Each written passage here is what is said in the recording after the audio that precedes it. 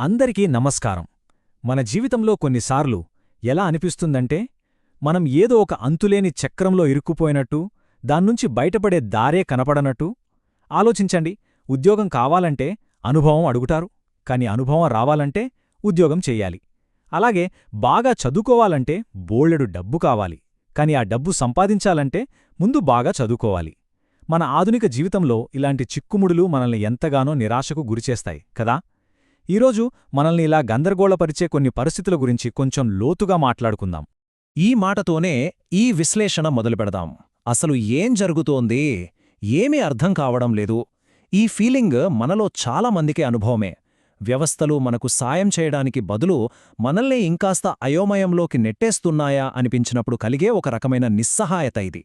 అసలు ఈ భావన ఎందుకింత సాధారణమైపోయింది?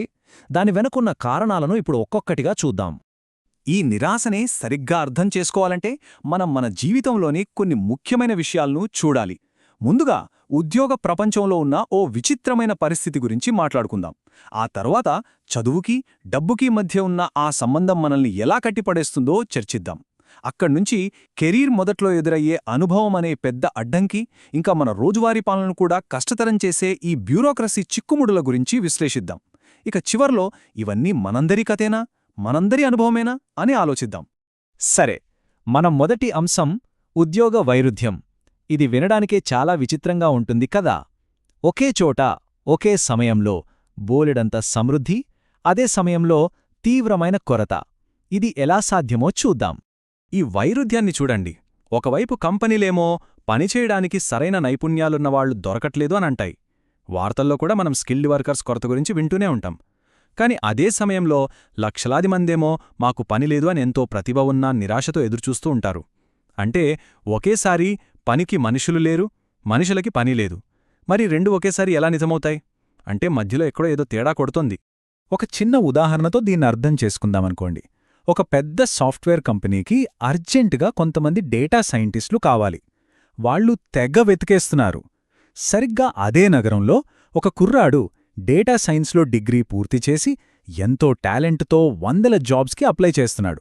కాని ఒక్క కాల్ కూడా రావట్లేదు. ఇక్కడ చూడండి, అవసరముంది, ప్రతిభ కూడా ఉంది, కాని ఆ రెండింటినీ కలిపే వారధి మాత్రం లేదు. ఇది ఖచ్చితంగా వ్యవస్థలో ఉన్న లోపమే కదా. ఉద్యోగాల విషయంలో ఉన్న ఈ సమస్యకు ఒక మూల కారణం మన విద్యా వ్యవస్థ. ఇది మనల్ని ఇంకో పెద్ద చిక్కుముడి దగ్గరకు తీసుకొస్తుంది. అదేంటంటే డబ్బుకి, చదువుకి మధ్య ఉన్న ఒక విష వలయం. ఇది ముఖ్యంగా యువతను వాళ్ల కలల వైపు అడుగుకూడా వెయ్యనీయకుండా ఆపేస్తుంది. ఇది చాలా క్లిష్టమైన పరిస్థితి.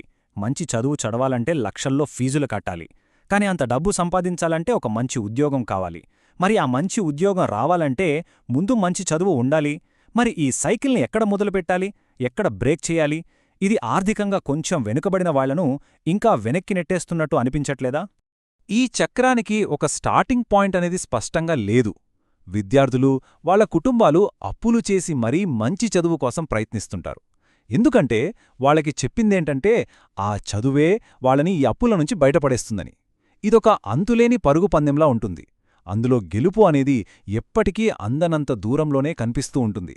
సరే, అప్పులు చేసో, కష్టపడో చదువు అనే అడ్డంకిని దాటారనుకుందాం.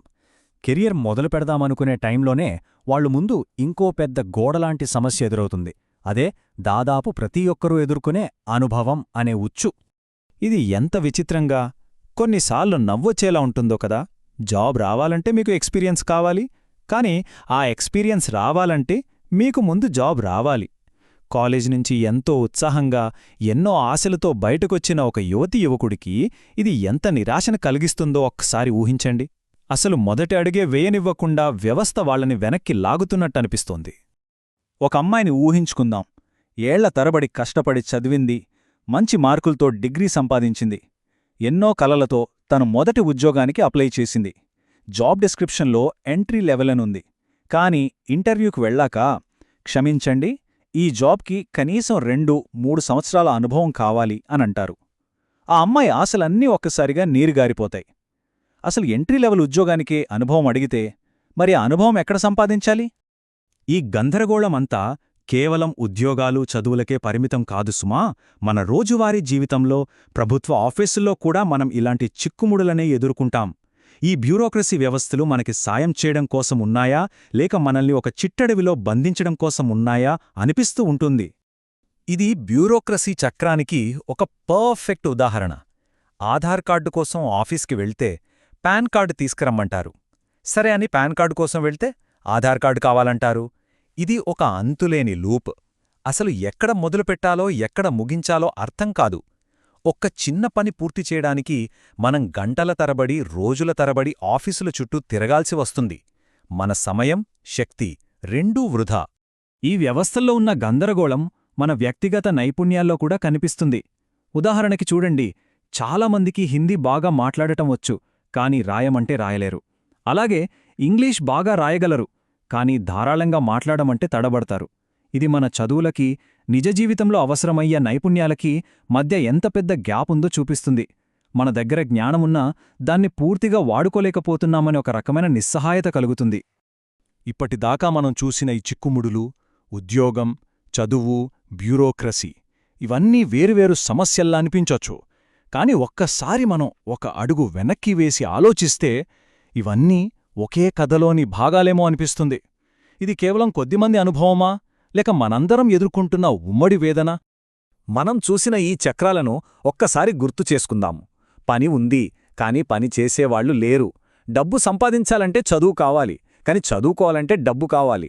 అనుభవం కోసం ఉద్యోగం, ఉద్యోగం కోసం అనుభవం, ఒక డాక్యుమెంటు కోసం ఇంకో డాక్యుమెంట్.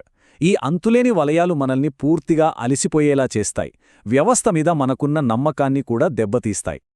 ఇప్పుడు మనం మొదట చూసిన ఆ ప్రశ్నకు మళ్లీ వద్దాం. మీ అందరికీ కూడా ఇలాగే జరుగుతుందా? ఇది కేవలం ఒక ప్రశ్న కాదు, ఇది ఒక పిలుపులాంటిది. మనలో ప్రతి ఒక్కరూ ఏదో ఒక సందర్భంలో అనుభవించే ఈ నిరాశను పంచుకోవడానికి, మనం ఒంటరి కాదని తెలుసుకోవడానికి ఇదొక అవకాశం. ఒకవేళ మీరు కూడా ఇలాంటి గందరగోళాన్ని, నిరాశను అనుభవించి ఉంటే దయచేసి ఒక్క విషయం గుర్తుంచుకోండి, మీరు ఒంటరి కాదు, ఇది మీ తప్పు అంతకన్నా కాదు. ఈ ఫీలింగ్స్ లక్షలాది మందికి కలుగుతాయి, అవి పూర్తిగా అర్థం చేసుకోదగినవి. మనం ఎదుర్కొంటున్నవి చాలా సంక్లిష్టమైన, తరచుగా లోపాలున్న వ్యవస్థలను. కాబట్టి అలా నిరాశగా అనిపించడం చాలా సహజం.